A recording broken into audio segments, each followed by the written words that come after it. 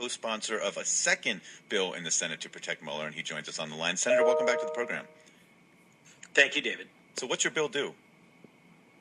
Well, my bill with Senator Tom Tillis of North Carolina puts in place a remedy if the special counsel is abruptly fired without cause.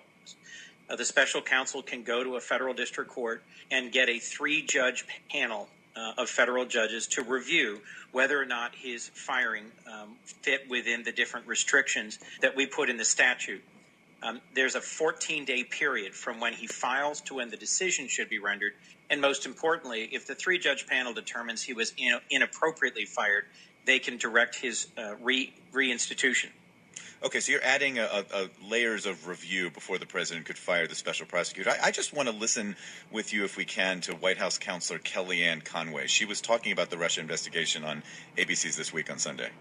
The entire Russia investigation is a hypothetical. The president has called it a fiction, a total fabrication to excuse the colossal and unexpected unwanted defeat of Hillary Clinton in last year's election. Senator, the White House has been maintaining this. The president says this is a witch hunt. They've been saying very much what Kellyanne Conway just said there. But what makes you think that they're saying the investigation is not necessary, but what makes you think they would actually fire the man conducting the investigation? Well, President Trump engaged in a series of sort of harassing tweets against his Attorney General, Jeff Sessions. And it was widely believed he was on the verge of firing Jeff Sessions a few weeks ago. And I think it is exactly that sort of language from Kellyanne Conway and others in the administration suggesting that this is an unwarranted witch hunt. The particular point is that the president and some of his representatives said it would be a red line if Robert Mueller began looking into his family finances and Trump's real estate holdings.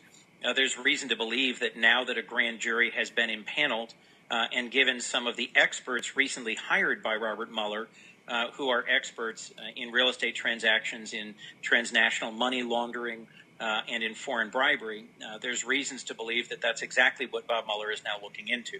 What does that have to do with Russia? Do you have reason to believe that some of Donald Trump's business dealings of the past might have something to do with Russia? Does that make it within Mueller's sort of a mandate?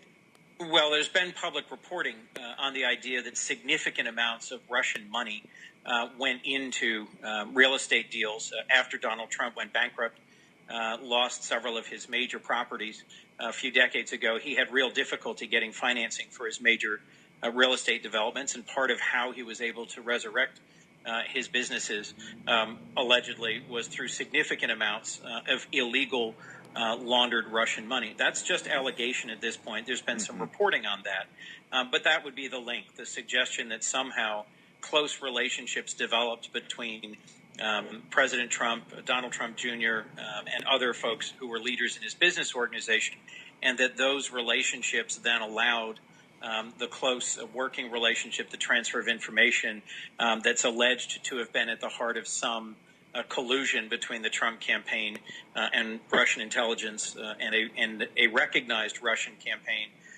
to interfere in our 2016 presidential election. Senator, there were 2 law professors who wrote an op-ed in the New York Times suggesting that your bill would be ineffectual because there are many ways the president could actually slow down or even stop Mueller's investigation. He could tell his Justice Department that he doesn't want it to be reauthorized. So if your bill doesn't take care of those things, is this more about politics and less about substance? Well, the bill was introduced by Senator Tillis and myself right before we went on recess to send a strong bipartisan signal that there would be real pushback from the Senate if Robert Mueller were fired. He's also not a shrinking violet. I think he's fully capable of publicly complaining if he faces interference from President Trump. But last, I'll take the suggestions by the 2 professors, and I think Senator Tillis and I will look to amend the bill once we return after August. Okay. Senator Chris Coons, Delaware Democrat, thank you so much for your time. Thank you, David.